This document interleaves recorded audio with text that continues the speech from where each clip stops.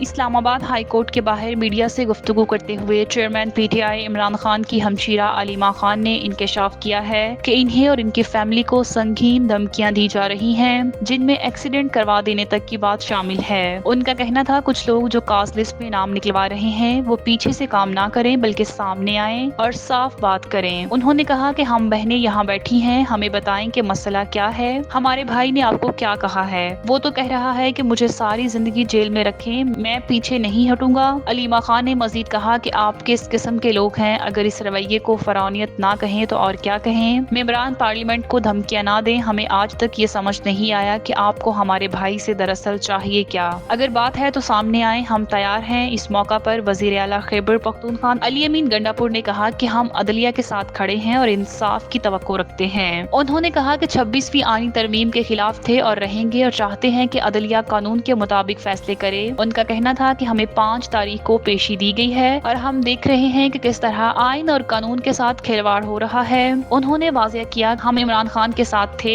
ہیں اور رہیں گے۔ Chairman P T I barrister Gohar کا کہنا تھا کہ انصاف نہ صرف ہونا چاہیے بلکہ ہوتا ہوا نظر آنا چاہیے۔ ان کا کہنا تھا کہ عمران خان نے 29 سال انصاف کے لیے جدوجہد کی، اب تک 600 سے زائد دن قید میں گزار چکے ہیں، کیس لسٹ میں شامل ہو چکا ہے اور ہمیں امید ہے کہ 5 تاریخ کو کیس سنا جائے گا۔